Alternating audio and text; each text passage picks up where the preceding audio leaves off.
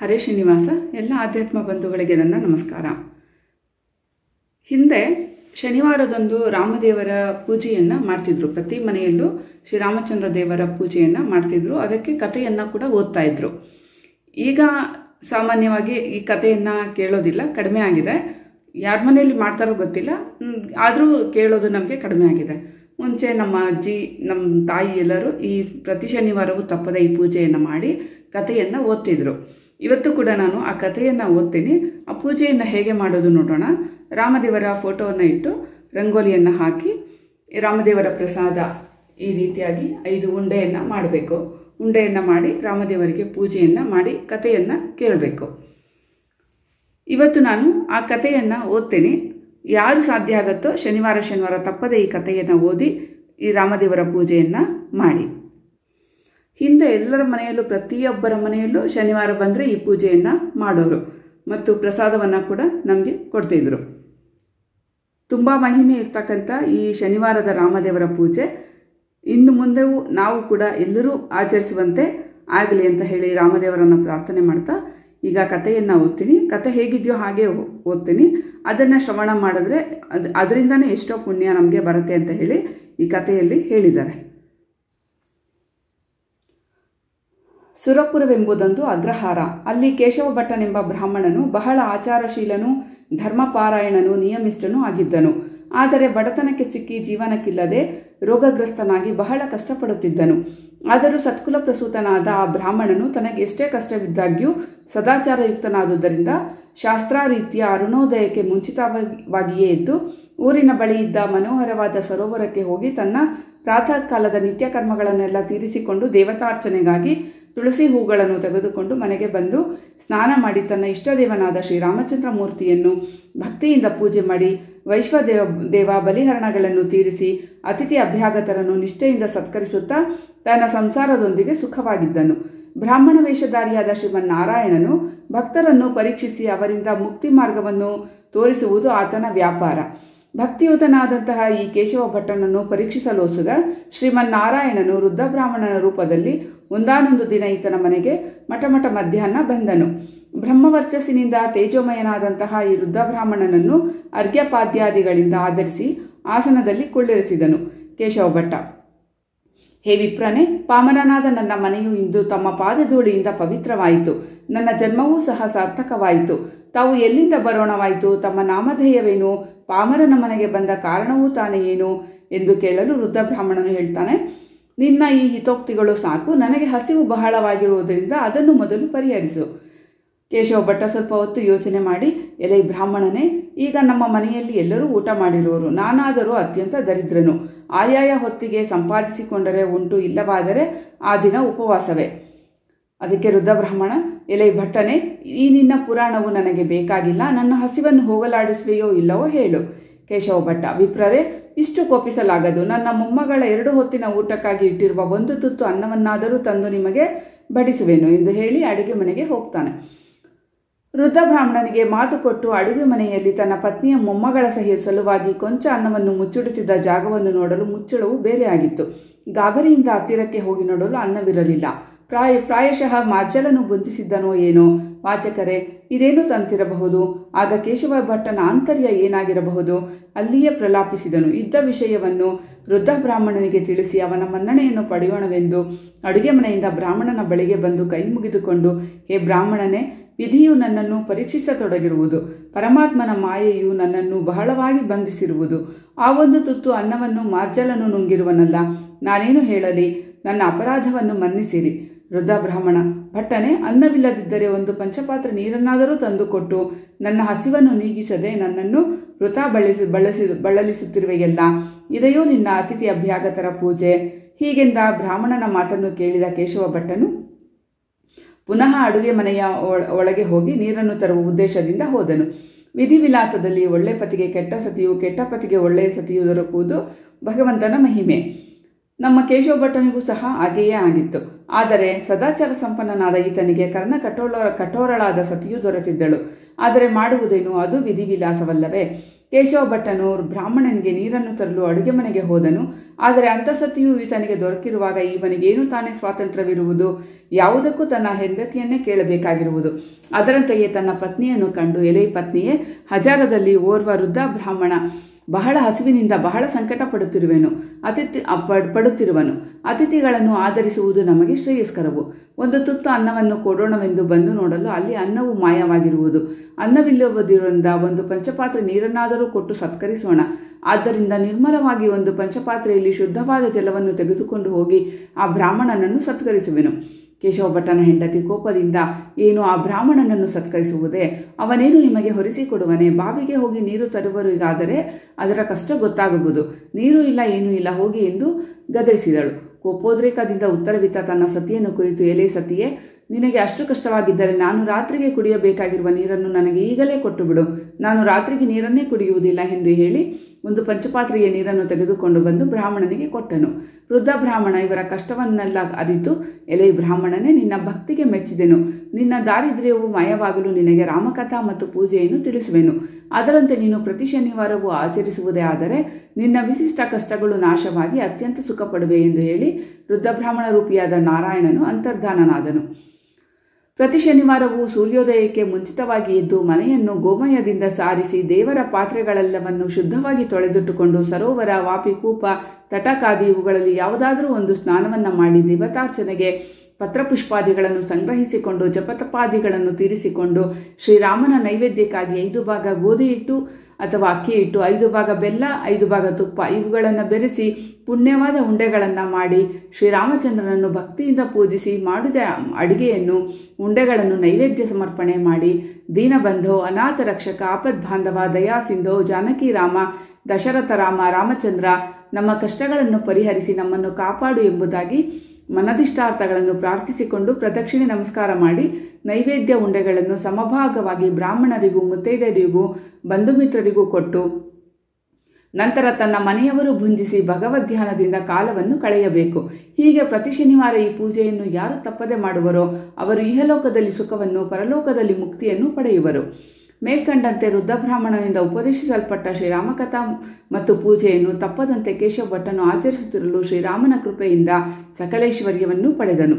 ಹೀಗಿರಲು ಐಶ್ವರ್ಯದಿಂದೊಡಗೂಡಿದ ಕೇಶವ ಭಟ್ಟನು ದಾನ ಧರ್ಮಗಳನ್ನು ಮಾಡಿ ಮಾತಾಪಿತೃಗಳಿಗೆ ಪಿಂಡ ಪ್ರದಾನ ಮಾಡಿ ಋಣಮುಕ್ತನಾಗಲು ಭಾಗೀರಥಿ ಸ್ನಾನಕ್ಕಾಗಿ ಯಾತ್ರಾಮಗ್ನಾಗಿ ಸತಿಯನ್ನು ಕುರಿತು, ಎಲೆ ಸಾಧ್ವಿಯೇ, ನಾವು ಹಿಂದೆ ಬಡತನದಿಂದ ಯಾತ್ರೆಗಳನ್ನು ಮಾಡಲಿಲ್ಲ. ಈಗ ಶ್ರೀರಾಮನ ಕೃಪೆಯಿಂದ ನಮಗೆ ಅತ್ಯಂತ ಐಶ್ವರ್ಯವು ಪ್ರಾಪ್ತಿಯಾಗಿರುವುದು.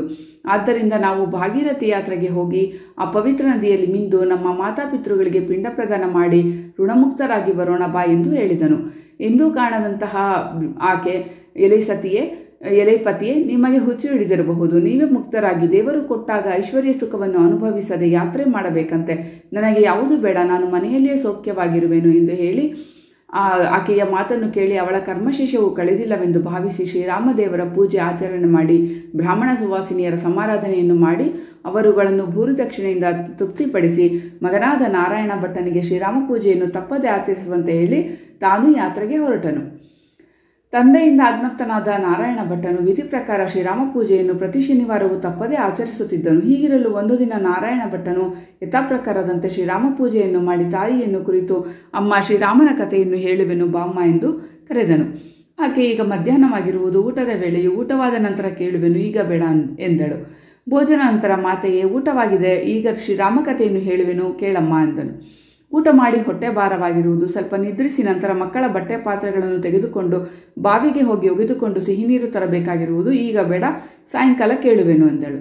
ಸಾಯಂಕಾಲ ರಾಮದೇವರ ಮಂಗಳಾರತಿ, ಪ್ರದಕ್ಷಿಣೆ, ನಮಸ್ಕಾರಾದಿಗಳನ್ನು ತೀರಿಸಿಕೊಂಡು, ಅಮ್ಮ, ಈಗಲಾದರೂ ಹೇಳುವೆನು, ಕೇಳಲು ವಿರಾಮವಿರುವುದೇ? ಆಗ ತಾಯಿ, ಮಗು, ಈಗ ಅಡಿಗೆ ಮಾಡಬೇಕಾಗಿರುವುದು, ಮಕ್ಕಳು ಅಳುತ್ತಿರುವರು, ಊಟವಾದ ನಂತರ ಕೇಳುವೆನು. ಊಟವಾದ ನಂತರ ನಿನ್ನ ಕೆಲಸಗಳೆಲ್ಲ ಮುಗಿಸಿದೆಯಾ? ಈಗಲಾದರೂ ವಿರಾಮದಿಂದ ಕತೆ ಹೇಳು ಎಂದು ಕೇಳಿದನು. ತಾಯಿ, ಅಯ್ಯೋ, ನಿನಗೆ ಸ್ವಲ್ಪವೂ ಬುದ್ಧಿ ಇಲ್ಲದಂತೆ ಕಾಣುತ್ತೆ.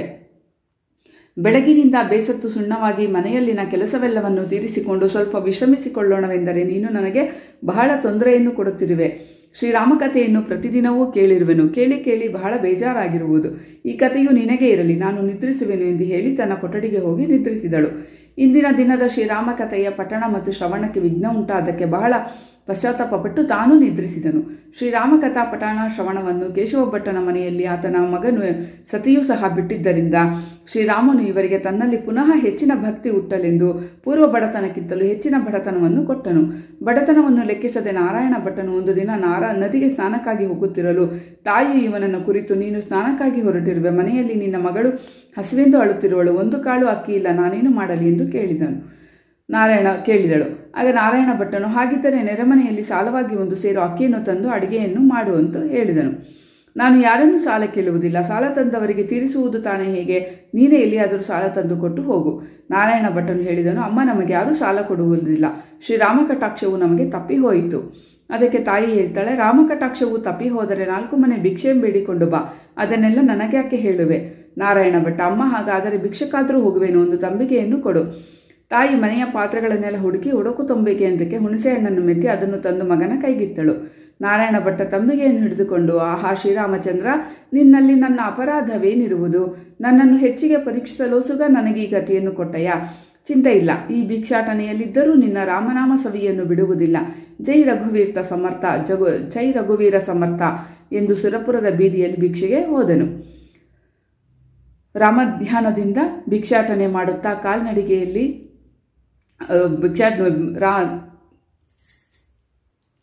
ತಂದಿದ್ದನ್ನು ತಾಯಿಯ ಬಳಿಯೇ ಕೊಟ್ಟನು.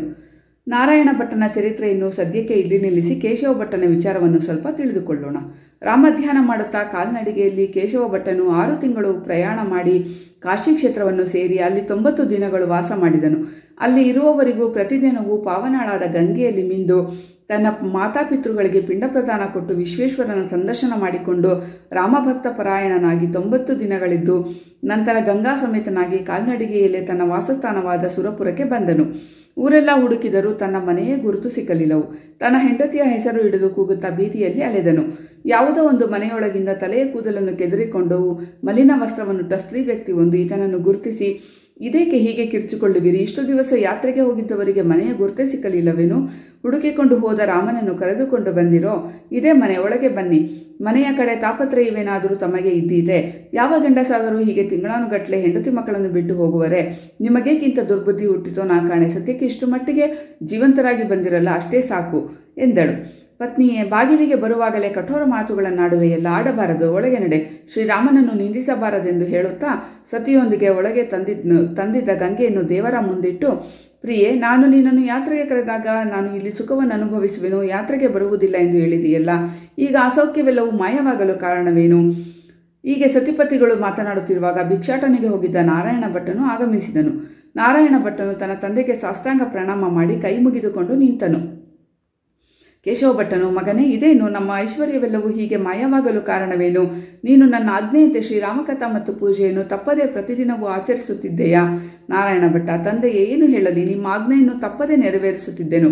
ಆದರೆ ದುರಾದೃಷ್ಟದಿಂದ ಮಾತೆಯು ಅದಕ್ಕೆ ಕಿವಿಗೊಡದಿರಲು ನಾನು ದಿಗ್ಭ್ರಾಂತನಾಗಿ ಕಥೆಯನ್ನು ಹೇಳದೆ ಮಲಗಿಬಿಟ್ಟೆನು. ಬೆಳಗ್ಗೆ ಎದ್ದು ನೋಡುವಲ್ಲಿ ಮನೆಯೂ ಈ ರೀತಿಯಾಗಿತ್ತು.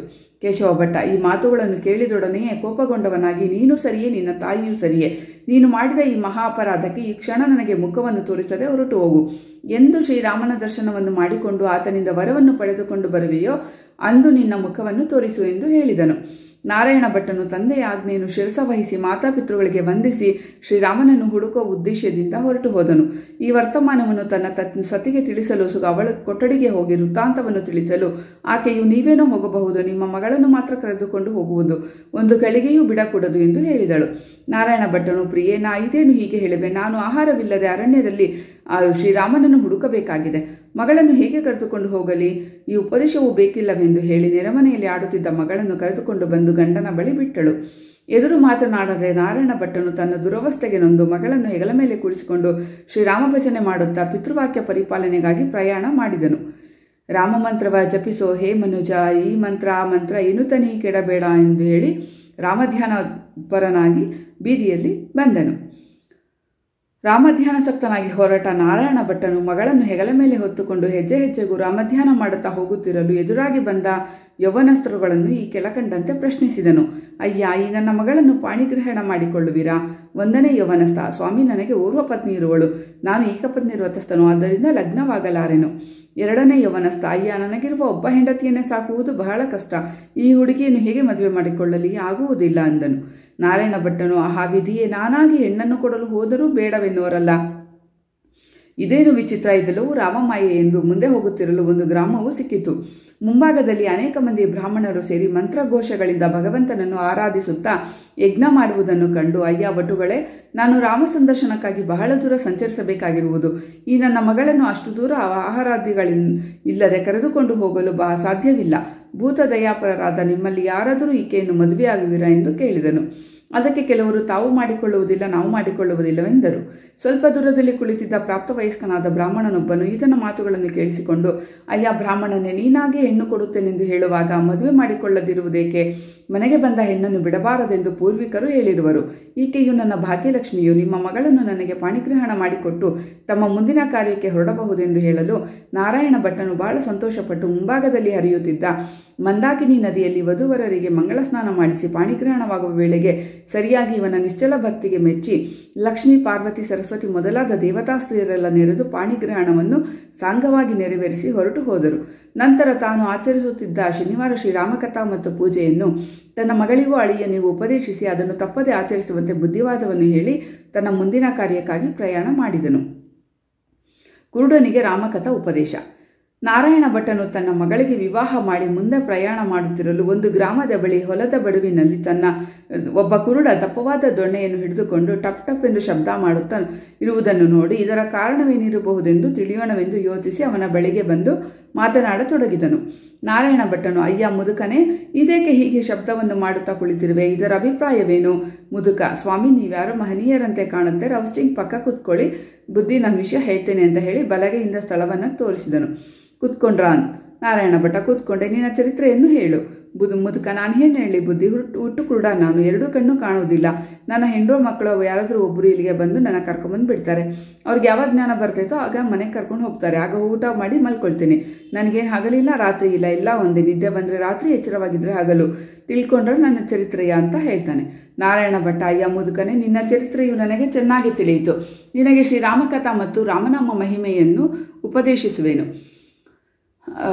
ಅದನ್ನು ತಪ್ಪದೆ ಆಚರಿಸು ಎಂದು ಹೇಳಿ ಮುಂದುವರೆದನು. ಅದರಂತೆ ರಾಮ ನನಗೆ ಕಣ್ಣುಗಳು ಬರಲಿ ಎಂದು ಹೇಳುತ್ತಿರಲು ಕಣ್ಣುಗಳು ಬಂದವು. ನಂತರ ಮುದುಕನು ರಾಮನಾಮ ಚಿಂತನೆಯಿಂದ ಮನೆಗೆ ಹೋಗಿ ಬಾಗಿಲನ್ನು ತಟ್ಟಿ ಹೆಂಡತಿಯನ್ನು ಕೂಗಿದನು.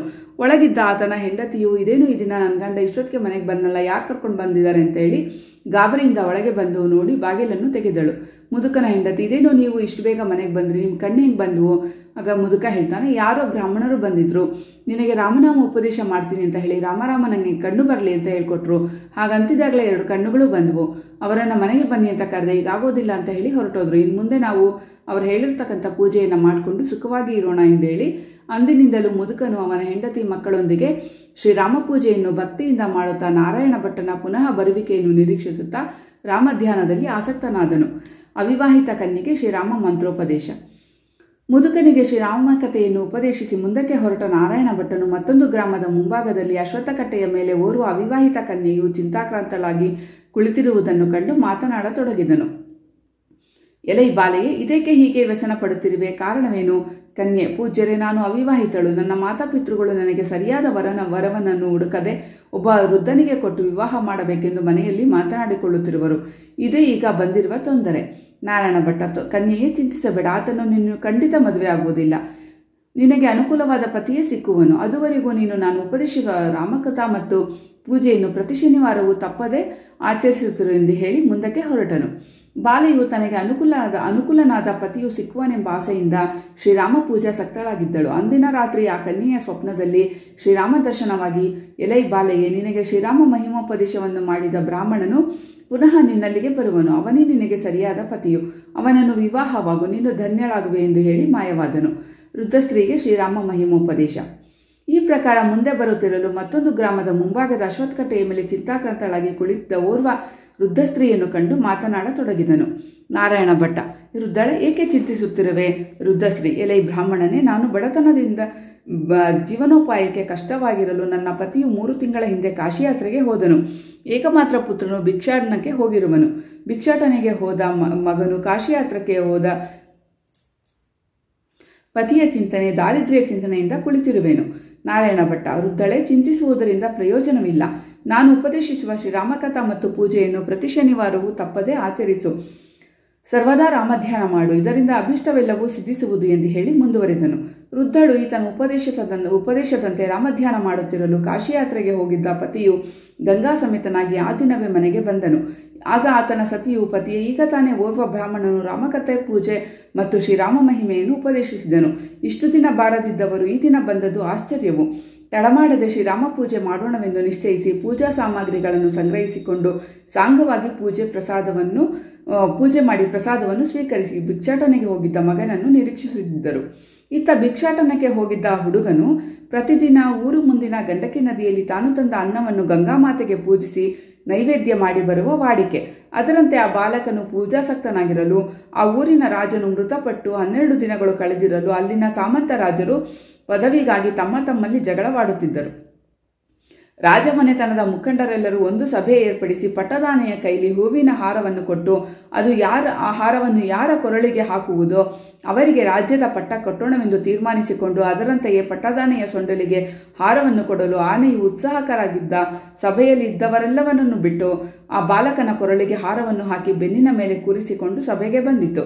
ಆ ಭಿಕ್ಷಾನ್ನದ ಹುಡುಗನನ್ನು ನೋಡಿದ ಕೂಡಲೇ ಸಭೆಯಲ್ಲಿ ನೆರೆದಿದ್ದ ಸಾಮಂತರಾಜರೆಲ್ಲರೂ ಅತ್ಯಂತ ಕೋಪಗೊಂಡವರಾಗಿ ಆ ಹುಡುಗನನ್ನು ಗ್ರಾಮದ ಒಂದು ಬೆಟ್ಟದ ಪೊದೆಯಲ್ಲಿ ಅವಿತಿಟ್ಟು ಆನೆಯನ್ನು ಬಹಳವಾಗಿ ಹೊಡೆದು ಪುನಃ ಆನೆಯ ಸೊಂಡಲಿಗೆ ಮತ್ತೊಮ್ಮೆ ಹಾರವನ್ನು ಕೊಡಲು ಆಗ ಆನೆಯು ಆ ರಾಜರೆಲ್ಲರನ್ನೂ ಧಿಕ್ಕರಿಸಿಕೊಂಡು ಹೋಗಿ ಪೊದೆಯಲ್ಲಿ ಅವಿತಿಟ್ಟಿದ್ದ ಬಾಲಕನಿಗೆ ಆ ಹಾರವನ್ನು ಹಾಕಿ ಬೆನ್ನಿನ ಮೇಲೆ ಕುಡಿಸಿಕೊಂಡು ಸಭೆಗೆ ಬಂದಿತು. ಆಗ ರಾಣಿಯು ಭಗವಂತನ ಮಾಯೆಯಲ್ಲಿ ಭಿಕ್ಷಾನ್ನ ಬಾಲಕನು ರಾಜನಾಗಬೇಕೆಂದಿದ್ದಲ್ಲಿ ಅದು ದೈವ ಸಂಕಲ್ಪವಾದುದರಿಂದ ಈತನೇ ರಾಜ ಪದವಿಗೆ ಅರ್ಹನು ಎಂದಳು. ರಂಕಂ ಕರೋತಿ ರಾಜಾನಾಂ ರಂಕಮೇವಚ ಧನಿಕಂ ನಿರ್ಧನಂ ಚೈವ ನಿರ್ಧನಂ ಧನಿಕಂ ತಥಾ. ಕೆಲಸಕ್ಕೆ ಬಾರದವನನ್ನು ರಾಜನನ್ನು ಕೆಲಸಕ್ಕೆ ಬಾರದವನನ್ನಾಗಿಯೋ, ಧನಿಕನನ್ನು ಬಡವನನ್ನಾಗಿಯೋ, ಬಡವನನ್ನು ಧನಿಕನನ್ನಾಗಿಯೂ ಮಾಡುವುದು ಭಗವಂತನ ಲೀಲೆಯು. ಆದ್ದರಿಂದ ಈತನಿಗೆ ಶಾಸ್ತ್ರೋಕ್ತವಾಗಿ ಪಟ್ಟವನ್ನು ಕಟ್ಟೋಣವೆಂದು ಹೇಳಲು ಸಾಮಂತರಾಜರೆಲ್ಲರೂ ಭಗವಂತನ ಮಾಯೆಗೆ ಆಶ್ಚರ್ಯಪಟ್ಟವರಾಗಿ ಆ ಬಾಲಕನಿಗೆ ರಾಜ್ಯ ಪಟ್ಟಾಭಿಷೇಕವನ್ನು ಮಾಡಿದರು. ಸ್ತೋತಿಕರು ಸ್ತುತಿಯನ್ನು, ಸೇವಾದಳದವರು ಪರಾಕನ್ನು ಹೇಳಿದರು. ಸಾಮಂತರಾಜರು ನಜರನ್ನೊಪ್ಪಿಸಿದರು. ಪಟ್ಟಾಭಿಷೇಕವೆಲ್ಲವೂ ಸಾಂಗವಾಗಿ ನಡೆದ ನಂತರ ತನ್ನ ವೃದ್ಧ ಮಾತಾಪಿತರನ್ನು ರಾಜಮರ್ಯಾದೆಯಿಂದ ಕರೆತರುವಂತೆ ರಾಜಭಟರಿಗೆ ಆಜ್ಞಾಪಿಸಿದನು. ಆ ಆಜ್ಞೆಯಂತೆಯೇ ರಾಜಭಟರು ಬಾಲಕನ ಮಾತಾಪಿತೃಗಳನ್ನು ಪಲ್ಲಕ್ಕಿಯಲ್ಲಿ ಕುಳ್ಳಿರಿಸಿಕೊಂಡು ಅರಮನೆಗೆ ಕರೆತರಲು ರಾಜನು ತನ್ನವರನ್ನೆಲ್ಲ ಮರ್ಯಾದೆಯಿಂದ ಪೂಜಿಸಿದನು. ಆಗ ಅವನ ತಾಯಿಯು ಸೆರಗಿನಲ್ಲಿ ಕಟ್ಟಿಕೊಂಡಿದ್ದ ಶ್ರೀರಾಮ ಪ್ರಸಾದವನ್ನು ಮಗನಿಗೆ ಕೊಟ್ಟು, ಎಲೈ ಬಾಲಕನೇ, ಈ ಪ್ರಸಾದದಿಂದಲೇ ನಿನಗೆ ರಾಜ್ಯ ಪದವಿ ಉಂಟಾಯಿತು. ಇದನ್ನು ಸ್ವೀಕರಿಸು. ರಾಮಧ್ಯಾನ ಪರಾಯಣರಾದ ಓರ್ವ ಬ್ರಾಹ್ಮಣನು ಈ ಶ್ರೀರಾಮ ಪೂಜೆ ಮತ್ತು ಮಹಿಮೆಯನ್ನು ಉಪದೇಶಿಸಿದನು. ಇದನ್ನು ನೀನು ಪ್ರತಿ ಶನಿವಾರವೂ ತಪ್ಪದೆ ಆಚರಿಸಬೇಕು ಎಂದು ಹೇಳಲು ರಾಜನು ಬಹಳ ಸಂತೋಷಿಸಿ ಶ್ರೀರಾಮಕೃಪೆಯಿಂದುಂಟಾದ ಆ ರಾಜ್ಯಕ್ಕೆ ಅಂದಿನಿಂದಲೂ ರಾಮರಾಜ್ಯವೆಂತಲೂ ತಾನು ರಾಮರಾಜನೆಂತಲೂ ಹೆಸರನ್ನಿಟ್ಟುಕೊಂಡನು. ಆ ಬ್ರಾಹ್ಮಣನನ್ನು ಪತ್ತೆ ಮಾಡಲು ಅಷ್ಟದಿಕ್ಕುಗಳಿಗೆ ತನ್ನ ಸೇವಕರನ್ನು ಕಳುಹಿಸಿ ರಾಜ್ಯಭಾರ ಮಾಡಿಕೊಂಡು ಸದಾ ರಾಮಧ್ಯಾನ ಆಸಕ್ತನಾಗಿ ತನ್ನ ಮಾತಾಪಿತೃಗಳೊಂದಿಗೆ ಅನೇಕ ವರ್ಷಗಳು ಸುಖವಾಗಿದ್ದನು. ಹೀಗೆಯೇ ಕೆಲವು ದಿನಗಳು ಕಳೆಯಲು ರಾಮಭಕ್ತನಾದ ಈ ರಾಮರಾಜನಿಗೆ ರಾಣಿಯು ತನ್ನ ಮಗಳನ್ನು ಕೊಟ್ಟು ವಿಧಿ ಪ್ರಕಾರ ವಿವಾಹವನ್ನು ಮಾಡಿ ಮಗಳು ಅಳಿಯನೊಂದಿಗೆ ಸುಖವಾಗಿದ್ದಳು. ಮುಂದೆ ನಾಗರಾಜನಿಗೆ ಶ್ರೀರಾಮ ಮಹಿಮೋಪದೇಶ. ಮುಂದುವರೆದ ನಾರಾಯಣ ಭಟ್ಟನು ರಾಮಧ್ಯಾನ ಪರಾಯಣನಾಗಿ ಬರುತ್ತಿರಲು ದಾರಿಯಲ್ಲಿ ಒಂದು ದೊಡ್ಡ ಸರ್ಪವು ಅಡ್ಡವಾಗಿರಲು, ಎಲೈ ನಾಗರಾಜನೇ, ಇದಕ್ಕೆ ದಾರಿಯಲ್ಲಿ ತಿರುಗಾಡುವ ಜನರುಗಳಿಗೆ ತೊಂದರೆಯೂ ಭೀತಿಯೂ ಉಂಟಾಗುವಂತೆ ಮಲಗಿರುವೆ, ಕಾರಣವೇನು? ನಾಗರಾಜ: ಎಲೈ ಬ್ರಾಹ್ಮಣನೇ, ನಾನು ಮಲಗಿರುವ ಈ ಸ್ಥಳದಲ್ಲಿ 108 ಕೊಪ್ಪರಿಗೆ ಹಣವಿರುವುದು. ಅದನ್ನು ಇಲ್ಲಿ ಕಾದುಕೊಂಡಿರುವಂತೆ ಶ್ರೀರಾಮಾಜ್ಞೆಯಾಗಿರುವುದು. ಅದಕ್ಕಾಗಿ ಚಲಿಸದೆ ಜಡವಾಗಿ ಮಲಗಿರುವೆ. ನನ್ನನ್ನು ಈ ನಿರ್ಬಂಧದಿಂದ ಎಂದಿಗೆ ಬಿಡುಗಡೆ ಮಾಡುವನೋ ನಾ ಕಾಣೆ. ನಾರಾಯಣ ಭಟ್ಟ: ಹಾಗಾದರೆ ನಾನು ಉಪದೇಶಿಸುವ ಶ್ರೀರಾಮನಾಮ ಮಹಿಮೆಯನ್ನು ಜಪಿಸುತ್ತಿರು. ಇನ್ನು ಸ್ವಲ್ಪ ಕಾಲದಲ್ಲಿಯೇ ನಿನಗೆ ನಿರ್ಬಂಧವು ತಪ್ಪುವುದೆಂದೇಳಿ ಮುಂದೆ ಹೊರಟನು. ಅಂದಿನ ರಾತ್ರಿ ನಾಗರಾಜನಿಗೆ ಸ್ವಪ್ನದಲ್ಲಿ ಶ್ರೀರಾಮ ದರ್ಶನವಾಗಿ, ಎಲೈ ನಾಗರಾಜನೇ, ನಿನಗೆ ರಾಮೋಪದೇಶ ಮಾಡಿದ ಬ್ರಾಹ್ಮಣನು ಪುನಃ ನಿನ್ನಲ್ಲಿಗೆ ಬರುವನು.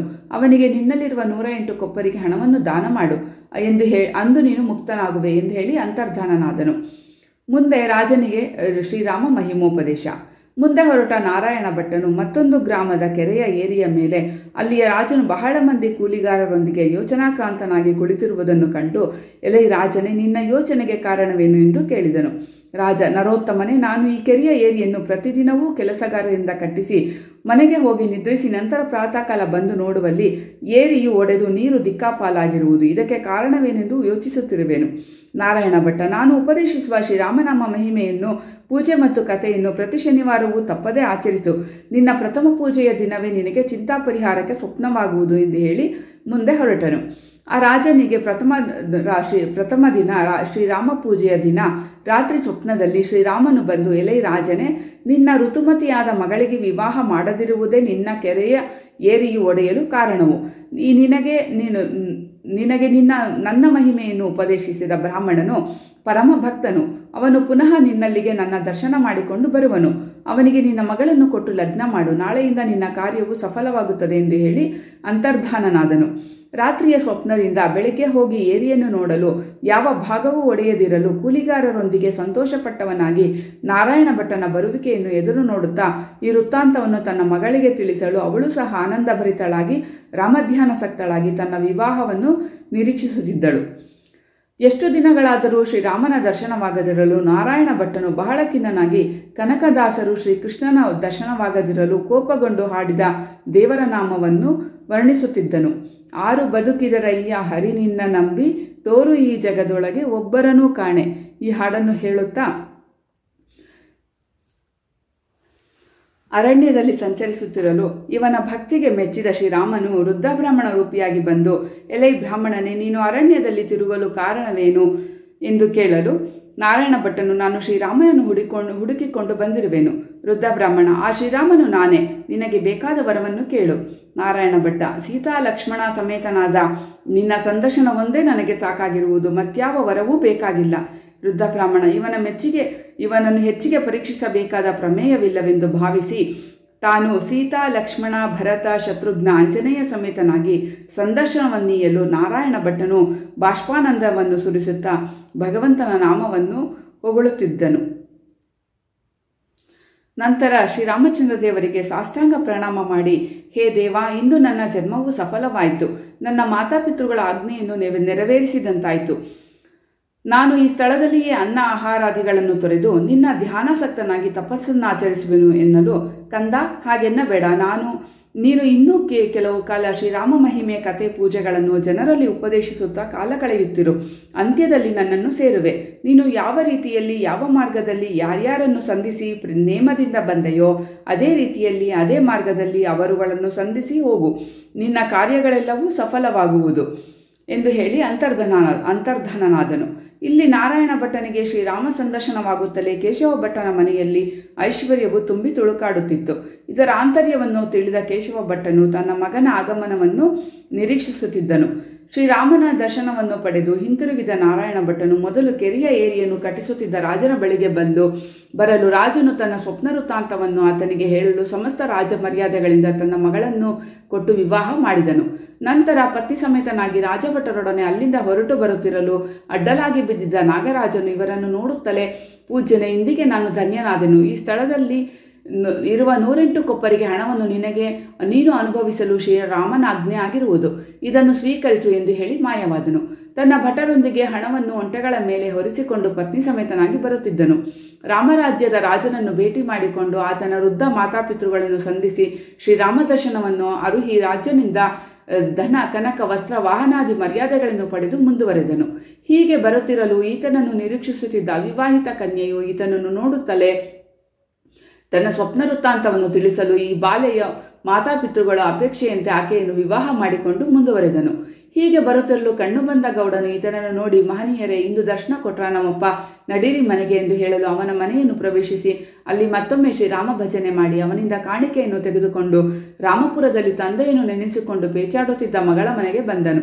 ಮಗಳನ್ನು ಅಳಿಯನನ್ನು ಜೊತೆಯಲ್ಲಿ ಕರೆದುಕೊಂಡು ರಾಜಮರ್ಯಾದೆಯಿಂದ ಸುರಪುರದ ಮುಂದೆ ಬಂದು ತನ್ನ ಆಗಮನವನ್ನು ತನ್ನ ಮಾತಾಪಿತೃಗಳಿಗೆ ರಾಜಭಟರ ಮೂಲಕ ತಿಳಿಸಿ ಪುರಮಧ್ಯದಲ್ಲಿ ಬಿಡಾರವನ್ನು ಏರ್ಪಡಿಸಿ ಊರೆಲ್ಲವನ್ನು ತಳಿರು ತೋರಣಗಳಿಂದ ಅಲಂಕರಿಸಿ ತನ್ನ ಪರಿವಾರದೊಂದಿಗೆ ಬಿಡಾರವನ್ನು ಸೇರಲು ಅನನ್ಯ ಭಕ್ತಿಯಿಂದ ಊರಿನವರೆಲ್ಲರೂ ನಾರಾಯಣ ಭಟ್ಟನ ಪರಿವಾರದೊಂದಿಗೆ ಸೇರಿದವರಾಗಿ ಶ್ರೀರಾಮ ಪೂಜೆಯನ್ನು ಯಥಾವಿಧಿಯಾಗಿ ಆಚರಿಸಿ ರಾಮಕಥೆಯನ್ನು ಕರ್ಣಾನಂದವಾಗಿ ಕೇಳಿ ಪ್ರಸಾದವನ್ನು ಭುಂಜಿಸಿ ಸರ್ವರೂ ಮೈಮರೆತು ರಾಮನಾಮ ಮಹಿಮೆಯನ್ನು ನುಡಿಯುತ್ತಿರಲು ಸೀತಾ, ಲಕ್ಷ್ಮಣ, ಭರತ, ಶತ್ರುಘ್ನ, ಹನುಮತ್ ಸಮೇತನಾದ ಶ್ರೀರಾಮಚಂದ್ರನು ಸರ್ವರಿಗೂ ಪ್ರತ್ಯಕ್ಷನಾಗಿ ಭಕ್ತ ಶಿಖಾಮಣಿಗಳಿರ ಈ ರಾಮಕಥೆ ಮತ್ತು ಮಹಿಮೆಯನ್ನು ಯಾರು ಪ್ರತಿ ಶನಿವಾರವೂ ತಪ್ಪದೆ ಆಚರಿಸುವರೋ, ಯಾರು ಪಠಣ ಮಾಡುವರೋ ಅವರು ಮುಕ್ತಿಯನ್ನು ಹೊಂದುವರು. ನೀವುಗಳೆಲ್ಲರೂ ಇನ್ನೂ ಕೆಲವು ಕಾಲ ರಾಮಧ್ಯಾನ ಪರರಾಗಿದ್ದು ನಂತರ ನನ್ನ ವಾಸಸ್ಥಾನವಾದ ವೈಕುಂಠವನ್ನು ಸೇರುವಿರಿ ಎಂದು ಹೇಳಿ ಅಂತರ್ಧನ ಆಗಲು ಸರ್ವರೂ ಮಂಗಳವನ್ನು ಹಾಡಿ ಸೀತಾರಾಮರಾಜ್ಯವೆಂಬ ಸುರಪುರದಲ್ಲಿ ಸುಖವಾಗಿದ್ದು ಮುಕ್ತಿಯನ್ನು ಪಡೆದರು. ಮಂಗಳಂ ಕೌಸಲೇಂದ್ರಾಯ ಮಹನೀಯ ಗುಣಾತ್ಮನೆ ಚಕ್ರವರ್ತಿ ತನೂಜಾಯ ಸಾರ್ವಭೌಮಾಯ ಮಂಗಳಂ. ಕಲ್ಯಾಣಾದ್ಭುತಗಾತ್ರಾಯ ಕಾಮಿತಾರ್ಥಪ್ರದಾಯಿನೇ ಶ್ರೀಮದ್ವೆಂಕಟನಾಥಾಯ ಶ್ರೀನಿವಾಸಾಯ ಮಂಗಳಂ. ಶ್ರೀರಾಮಕಥಾ ಸಂಪೂರ್ಣ. ಶ್ರೀ ಕೃಷ್ಣಾರ್ಪಣಮಸ್ತು. ಶ್ರೀ ಮಧ್ವೇಶಾರ್ಪಣಮಸ್ತು.